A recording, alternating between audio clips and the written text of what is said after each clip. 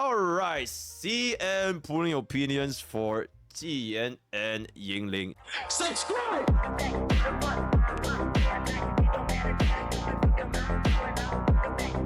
First off, we have Jiyan, our current DPS, first ever DPS banner in Wuthering Waves. Very similar to Scylla, right? She is also our first DPS banner. Usually, I think most gacha games, they always start out the game with a very strong main DPS so that players who do pull on this main DPS can have a much comfortable playing experience when compared to a lot of our other alternatives, right? So, yeah, so let's take a look at Jiyan. He is going to be our Aero AoE main DPS.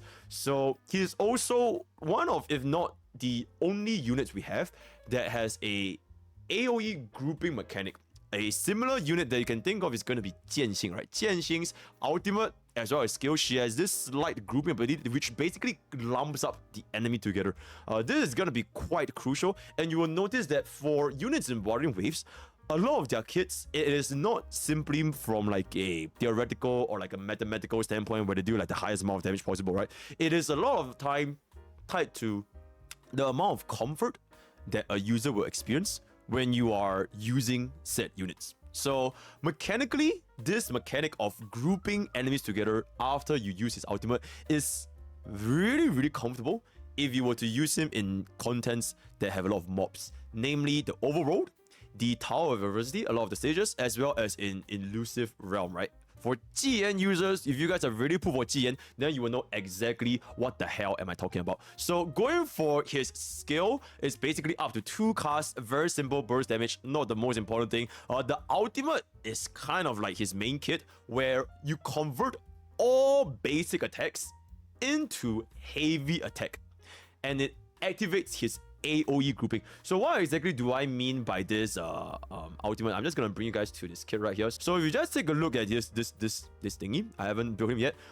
Every single attack under this ultimate stage, they are replaced with heavy attack Lens of Qinglong, and all these are considered as heavy attack damage.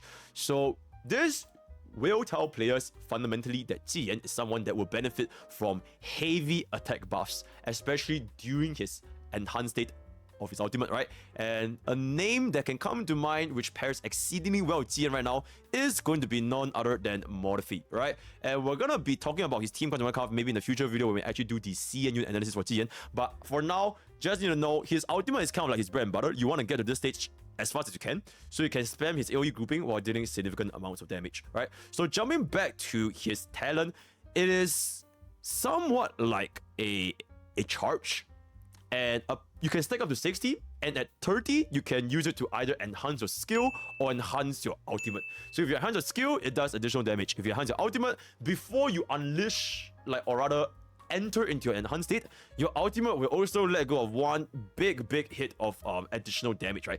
This big hit we have seen some very impressive combos when you pair him up with Morphe, because it is a very high multiplier. So if you take a look at his kit over here, specifically in the skill detail, you can see that Emerald Storm Finale damage. So the Emerald Storm Finale, it is basically the enhanced version of your ultimate, right? But you can only get this when you cast upon reaching 30 resolve or more, which is the little green bar you see at the top. So the multiplier for this is extraordinarily high, which is at level 1. It is at pretty much already at almost 360 370-ish% at level 1, and it will just scale up more and more. So it is considered also as a heavy attack damage. So you can see that in order to do the highest amount of burst with Jiyan, pairing him up with Morphe is gonna be an excellent choice, right? I don't really want to get into his kit that much, but because this basically ties down to a pulling opinion. So for the more in-depth one, we can take a look at his kit when we talk about his guide next time, right? So his talent, that's pretty much it, and his outro skill is an additional coordinated damage twice for the next swap. So basically, when you are using Jiyan and your bar for your resonance, your conservative energy is full, you swap back to Morphe. When Morphe hits, he's gonna do an additional 2 additional hits. So just an overall slight DPS increase, not too much. But TLDR, he has a very comfortable kit for a main DPS, and he already has a best in slot team on release, which is pretty much going to be your Morphe as well as Verena. no other DPS we have in the game right now has a more perfect synergy than Jiyan and Morphe. Because although Sanhua, she is considered as a universal support, right? She buffs basic attack, but it is not exactly tailored specifically to our set DPS. So for example, Sanhua, she does pair very well with Encore, right? But Encore, she also has her heavy attack and her ultimate damage. Or for Calchero, his ultimate damage is also quite high. He's considered as ultimate damage for his liberation state. So Sanhua is not exactly a best in slot fit, but for Jiyan, that is not the case. For Jiyan, his best in slot support to a certain extent is already here, and that is going to be Morphe. If you do decide to pull for Jiyan, you're going to have a very, very easy time clearing the early game, mid game, even late game content in Wuthering games right now. You consider this as a nuclear head start compared to the rest of our your peers who have not pulled for Jiyan. So the reason why I say even for Tower of Adversity in our end game content right now, if you were to take a look in our stage for our current hazard zone, there is already a stage enables arrow damage bonus increased by 30%, and upon casting your ultimate, you gain an additional 8% attack and 5% damage reduction, stacking up to 6 times. This is pretty much tailor-made for Jiyan. So for players who want to push for endgame content as fast as possible, or just an overall comfort, then you will find quite a lot of value with Jiyan for our current enders of the enders game content, right? So yeah, that is pretty much it. His current banner is gonna be Morphe, Danjing, and Shixia. And like I mentioned earlier, Morphe is quite literally Jiyan's current best in slot 2 or sub DPS, right? He buffs heavy attacks, which is pretty much every single one of Jiyan's instance during the ultimate. They are all considered as heavy attacks. Also, Morphe himself, he has excellent dupes from S1 all the way to S6. They are all considered really good, right? So you pretty much, the devs pretty much gave you guys a point that if you guys want a opening team, a beginner, a premium beginner team, if you pull for Jiyan, you pretty much already got it set. Because ideally you pull for a single copy of Morphe, and then you get Jiyan, and then with your standard selector that the devs have already given us, you can select Verena, and that's pretty much going to be the best in slot team comp for arrow damage in the foreseeable future, right? Because the next banner is going to be Yinlin, but we're going to talk about it later, right? Danjing also has really good DPS. In fact, she's one of, if not our strongest 4-star hyper carry DPS, especially when you unlock her S5 trace, which basically increases the damage dealt when her health is below 60%. Right? So overall, Danjing is also a pretty good dude. Shixia, probably compared to the other two, not as much. So the verdict for Jiyan and whether you should pull for him is pretty much going to be as follows. If you are going to be aiming for a DPS team and you already selected Verena and you don't really want to invest in building multiple DPS at the start of the game, then it's gonna have excellent value, right? A 10 out of 10. But if you're gonna be already focusing on your standard banner unit, so for example, if you already got Encore, you've already got Calchero, if you got Lingyang, if you got any of these standard DPS, or even if you want to use a 4-star DPS unit like Danjing, then its value does go down by a little bit, but not completely dropping off the cliff, because this is not just CN, but as a general sentiment, main DPSs, they do tend to have they are a little bit more prone to getting power crept. You have seen from Honkai Star Rail, you have seen from Genshin Impact, our 1.0 version DPSs, at release, they all looked really good, right? But as the time goes by 2.0, whatever kind of stuff, eventually all our old DPSs, to a certain extent, they do get power crept, right? They do have another DPS that can either do a role but better, or just completely destroy the game's mechanic to the point where it is just much more worthy to pull. But that being said, there are 2 points. First point is that Wuthering Waves elemental system, it is a much stricter system compared to, for example, Honkai Star Rail. I was just using Honkai Star Rail as reference because I didn't play Genshin that much. For Honkai Star Rail, if you are going up against an enemy that is off element, there are ways for you to overcome it, right? You have Seal Wolf, you have a lot of Rest Pen, you have defense down, and all these help you to kind of brute force content. But for Wuthering Waves, if you are attempting a boss that is, for example, Electro Rest, key example, Tempest Memphis. If you try to use Calchero against Temple Memphis, you will notice your damage falls off a goddamn cliff. You're probably dealing anywhere, pretty much like more than half your damage as compared to what you're doing. And there's no way to prevent or rather get around this off elemental disadvantage they're gonna be, because there's no such thing as Steel Wolf in this game unless they release a Steel Wolf in version 1.1. But for now, there's no such thing as Steel Wolf. There's no such thing as Rest Pen. Aside from Havoc MC, there's the only one, and Spectral MC. There is basically no other way a players can get to force their way in off element, and that's why building a multi-elemental team in Wuthering Waves tend to have a decent value, or at least not as completely useless as compared to Honkai Star Rail. Not to mention, currently, the teams required for our endgame content, specifically Tower of Adversity, is 3 different teams.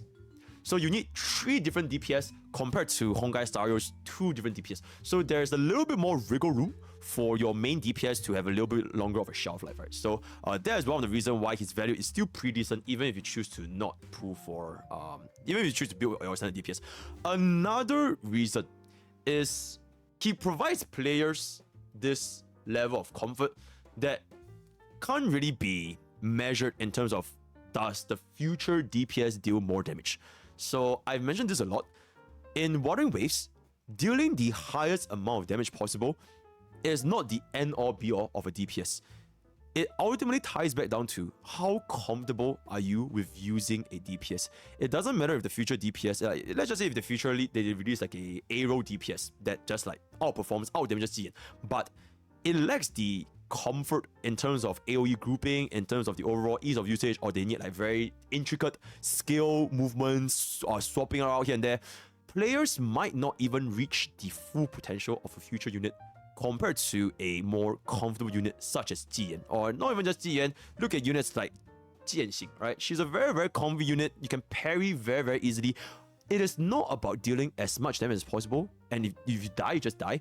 But if you can still maintain aggression while parrying the enemy, while dodging the enemy, while still providing a decent uptime without feeling like the rhythm of the battle is broken, then that DPS will still hold an inherent value. And for Jiyan, as of right now, he is one of the most comfortable DPS to use, solely because of the AoE grouping alone, because every single one of our endgame content, Elusive Realm, Tower of Adversity, they all have mobs. And if you're gonna be a overworld farmer, you are definitely gonna run into mobs, and mobs are pretty much not gonna go away anytime soon. And Jiyan's ability to just group mobs all together and just deal damage to all of them at the same time, it is very, very, very comfortable, right? So that is something that is not gonna be measured mathematically. So take that into your consideration if you want to have a easier time, especially at the start of the game.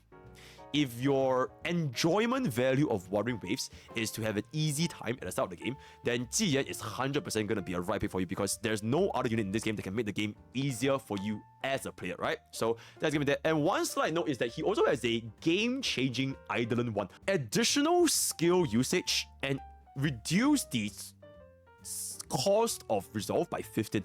So instead of casting your skill twice, you can now cast it 3 times consecutively, and each time, if you do the enhanced skill, you're only using it by 50%. It drastically makes Jiyan even more comfortable to use, because you can now spam your skill pretty much like 33% more.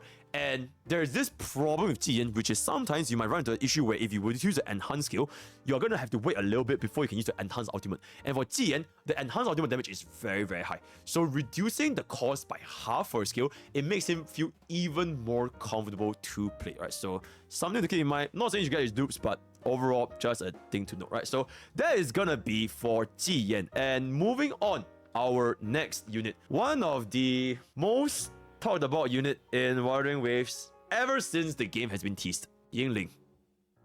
I don't think she needs any introduction. Pretty much every single Wuthering Waves player has been cooming to her for like the past 6 months, so she doesn't need an introduction. Everyone knows who she is and what she does, right? So let's just jump into exactly what Yinlin offers. Yinlin is going to be our Electro sub DPS buffer, and in fact, she is our first sub DPS, limited sub DPS.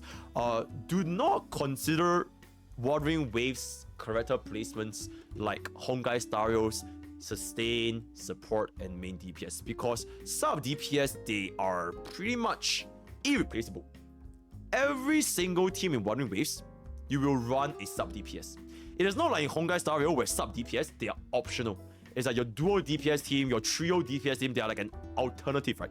In Wuthering Waves, sub DPS, they are as important, if not even more important than sustain / support, because they fundamentally have a very, very impactful skill, ultimate, and outro skill. And Yinlin is pretty much one of, if not the best sub DPS we're going to be getting until we see what the units in 1.1 has to offer, right? So he has excellent value, not only for Calchero, but pretty much any Electro / Liberation focused main DPS. Liberation is equivalent to ultimate damage units, right? So her skill is a 2-part damage. Unfortunately, I can't show you guys because the game doesn't pull up, but skill is a 2-part damage. My editors can just include the screenshots from the game somewhere. Enhanced state, and upon entering the enhanced state, Yinlin will deal additional damage against marked targets, and you get the mark. It is called Sinner's Mark, if I'm not wrong, in CBD3, from your basic attack and your ultimate. So you mark a target, yeah, very similar to, okay, not exactly similar to Arlecchino, but you basically mark a target with your basic / ultimate. Your ultimate, it is pretty much like Kafka, deal an AoE damage, and then you apply Sinner's Mark. You apply Sinner's Mark from either ultimate or basic attack, but talent is where the main gist of a kit comes in. Her talent is somewhat like Jiyan. So you know how Jiyan, there's this little bar here? For Yinlin, it's the exact same thing. It's gonna be a purple bar, and it is called Judgment instead of Resolve. So pretty much same, but different kind of mechanic, if I can say so myself, right? So what exactly does Judgment do? Upon hitting your heavy attack at full judgment, similar to how upon 3 stacks of the Calchero thingy, you hit with an enhanced heavy attack, right? Upon full judgment, if you hit with Yinlin's heavy attack, it will upgrade your Sinner's Mark into an enhanced mark. This name, I believe it is called, I'm not sure if the name will change, so do keep in mind the naming for this might change. Especially because these are all based on CBD3, right? But based on CBD3, upon hitting a target with the heavy attack, it will transform the Sinner's Mark into Punishment Mark, lasting for 18 seconds. So the key difference between Sinners and Punishment is that for Sinner's Mark, this will disappear when Yinlin leaves the battlefield. So it's not good, right? You don't want this mark to disappear. But upon transferring to Punishment Mark, this mark will last even when she's out of the battlefield, which is the key reason why Yinlin is such an excellent sub DPS, because anyone that you swap into can trigger Punishment Mark. And what exactly does Punishment do? It is pretty much like a little AoE. It's like a little bomb. Think of it as propagation, right? It is a little bomb, and every single time you hit the enemy, it will cause a thunder to fall out and strike the enemies, causing electro damage to all targets carrying punishment, and it can be triggered up to once per second. So if you have 10 different enemies and all of them have the Punishment Mark, a single hit on the target, it will result in the thunder hitting every single target carrying Punishment, which basically turns into your main DPS into an AoE DPS. Any main DPS can effectively transform into an AoE DPS because this Judgment Thunder will trigger on all targets with this mark, right? So that is pretty much the gist of how Yinlin's kit work. And the outro skill is going to be and before we go back, the outro skill is the reason why she's going to be working so well with Calchero, because it has a 20% electro damage deepen as well as a 25% liberation damage deepen. Liberation damage deepen, electro damage deepen, or your basic attack, heavy attack damage deepen, they are all separate multipliers. In this game, deepen, the word deepen, they all have separate multipliers, so they are not gonna have diminishing returns. So Yinlin is currently our only sub DPS that can provide this dual deepen bonus for both electro and liberation. So if you are Calchero, somebody that can make use of both electro and liberation, the amount of value that Yinlin can provide is absolutely astronomical, right? So really good outro. In fact, if I'm not wrong, she's the only unit in the game right now we have that has 2 different buffs for her outros. Every other sub DPS we have is only a singular outro, right? So her kit looks very good. So she does have the potential to be the strongest sub DPS for any electro team, but she's also very viable for non-electro teams because of the reason I mentioned. Her Judgment, which is the Punishment Mark, it turns any main DPS into an AoE DPS because when you hit the target, every single one of the mark will get hit with the thunder, right? Also, liberation damage is also just an overall pretty universal. If you want to compare this, if you take a look into our Jiyan, right? Jiyan herself, the outro skill is 38% liberation for 14 seconds. Yinlin is pretty much a slightly weaker version of this, but with an additional 20% electro damage, right? And Jianxing, we already have seen some really nice combos because of this 38% liberation damage deepen with units like Spectral MC, with units like Calchero, any units that use their ultimate, you can pretty much run this with. And that's why you can also run Yinlin with units that are quite heavy ultimate damage focus, right? So that's gonna be that. For her banner is going to be Tao Qi, Auto, and Yuan Wu. Surprisingly, in CN, Yuan Wu has a very good synergy with Yinlin, especially at his Island 1. Potentially even out damaging Calchero. But this is based on CBT3. I'm not sure if the numbers have changed. The real reference is pretty much, I think, from March or April. So this probably might get changed or nerfed, but take it with a pinch of salt. But in CBT3, the best in slot team for Yinlin was actually not Calchero. It was actually Yuan Wu, which is crazy, right? So really nice. Tao Qi, she also synergizes quite well with Dungeon, with a shield and a parry. Auto is just Yep. Okay, moving on. The value for Yinlin. If you're looking for a versatile sub DPS, which you should, by the way, her value is absolutely gonna be an incredible 10 out of 10, right? I believe that because we do not have a good sub DPS alternative, even in our standard 5-star DPS, standard 5-star selector right now, none of them are really a true sub DPS. To a certain extent, Jianxing is a sub DPS to a certain extent, but she's, like I mentioned, more defense and more comfort oriented, right? With the little Saki as well as the small amount of shields as well as the ultimate damage. But Yinlin is a full-on offensive sub DPS. So in terms of raw damage output, Yinlin is probably gonna outperform Jianxing in every comp imaginable. Just because Jianxing herself, she will inherently just deal less damage compared to Yinlin. But like I mentioned, in Wuthering waves, dealing as much damage as possible is not the end all be all of a unit. If you are already comfortable with Jianxing's parries, right? She has a very comfortable parry, and doing her ultimate is basically infinite parry. You just take no damage from that. You might not find Yinlin that much better, even though she deals more damage, right? The name of the game Wuthering Waves is not final damage output, it is always about comfort. Think of it like Monster Hunter, light bowgun, heavy bowgun, highest DPS. Doesn't mean that longsword and hammers and greatsword, they deal nothing. If you are more comfortable with using a hammer, you're gonna deal more damage compared to if you are like a shitty light bowgun user, right? If you're an excellent dual blades user, even though their damage might not be as high, it is still gonna outperform a heavy bowgun noob, right? So it ultimately depends on what you're more comfortable with in Wuthering Waves, right? It is not a Honkai style where you can just set it on and just press the front button and just move on, right?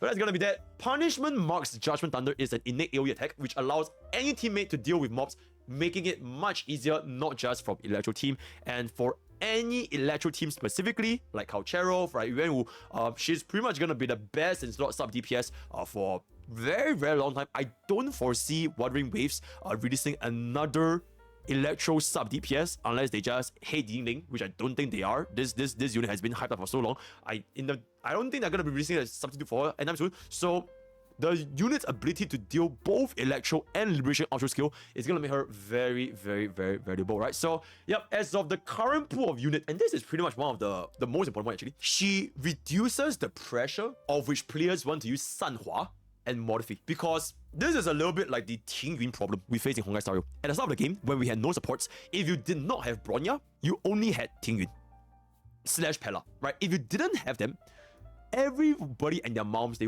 wanted to run Ting Yun. Scylla wanted Ting Yun. Jing Yuan wanted Ting Yun. Every single DPS you could think of, they all wanted Ting Yun, right? So because Yinlin as a sub DPS, she can now allow your team to pivot and use Sanhua / Modify on your team 1 / team 3.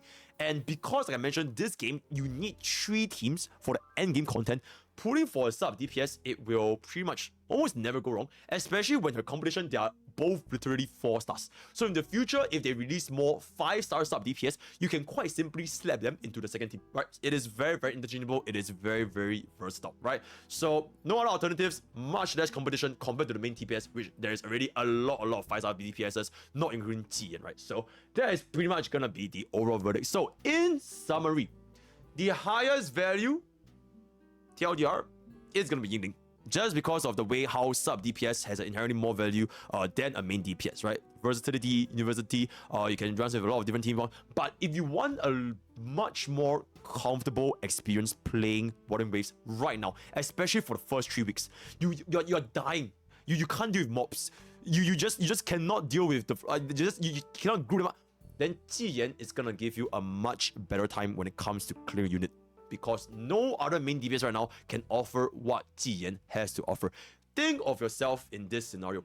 Are you playing Wuthering Waves of the game to enjoy yourself, or are you playing this game just to zero cycle Tower Adversity or zero cycle like the hologram, right? If you're a player that is just not too concerned with min-maxing, Jiyan inherently gives a lot of value, especially for the casuals and the free-to-play players, because the amount of comfort he provides in the AoE grouping, it is undisputable. No other DPS can carry this, right? For Yinlin, comes to versatility, you could not choose to pull her, because you technically could run Sanhua, Morphe, and if you want to, you can run Jianxing, right? You could, but she will definitely offer a higher damage output, right? So that is going to be up to the player's consideration. A little bit of a potential weakness before you just wrap up today. For Jiyan, performance, he does drop against single target, because AoE grouping, you need something to group. If you have nothing to group, then there's no such thing as AoE, right? So when AoE grouping is not effective, then it is not as high of a performance for single target. Also, you do need to rely on your Liberation Burst to deal a significant amount of damage. So for Jiyan, players need to be a little bit more wary on not spamming their skills too often, because the moment you have 30 resolve, unless you are a E1 Jiyan, you're gonna lose the bar. And the moment you break that momentum and you have your ultimate, you have to wait for your charge, it will slow down the rhythm of the combat. So you have to be a little bit more mindful that you do want to use the enhanced ultimate as much as you can for Jiyan, right? And if you do not have a high investment on Jiyan's damage output, then it might be a bit rough. For Yinlin, her weakness is that her attack chain is quite long, which is tied to the other point where if you are not comfortable with Yinlin's mechanics, and you just don't know how to play her, and just keeps getting hit all the time because her attack chain is just so damn long, it doesn't matter if she deals more damage to your team, because you are just gonna die. You're just gonna get hit. You're gonna get hit all the plays. You're gonna get just miss everything. Then it will still not offer a lot of experience or a lot of value for players that are thinking of putting for Yinlin. So she does have a pretty long attack chain for her basic, for heavy attack, and you do need to use swap cancel in order to negate this, right? You need to utilize swap cancel. You need to know when are the windows of opportunities when you can let go of Yinlin's attack. Because if the monster just jumps all over the place, like for example, if you have fought Tempest Memphis, he's legit just flies all over the place. And Yinlin's long attack animations, it may be a bit difficult to land on targets such as Tempest Memphis. You're never going to use Yinlin for Tempest Memphis because, you know, he's Electro Rest, but for future enemies that are moving very fast, then Yinlin's long attack chain needs some adjustment. And this is not going to be a problem for Jiyan because it's just a very comfortable unit in general, right? Outro skill, he also not that impactful for units that are neither Electro nor Liberation focused, so that's going to be that. But one final note is that for Yinlin's kit, it is based on CBT tree. So do take this with a pinch of salt unless they change anything for the actual release of the game. So that's gonna be that. And finally, before we wrap up today, I don't think you guys can see that. Just bring this up a little bit more. Remember that the account's actual piloting experience is the #1 priority in Wuthering Waves. It doesn't matter if a unit deals more damage for you. If you don't know how to use that unit, or the unit just feels clunky to use, there's no point putting it, right? So try out Yinlin first, right? Because you do have character trials. Try out Jiyan. Feel for yourself if you think that their playstyle suits with your personal needs. Always pull for the unit that gives you the most amount of comfort as a player, like I said over here, like Monster Hunter weapon classes, alright?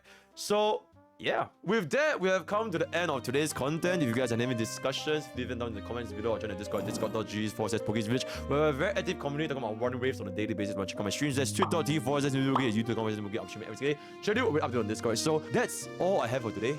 All the best for Jiyan or Yinlin pools, and I'll see you guys next time. Take care.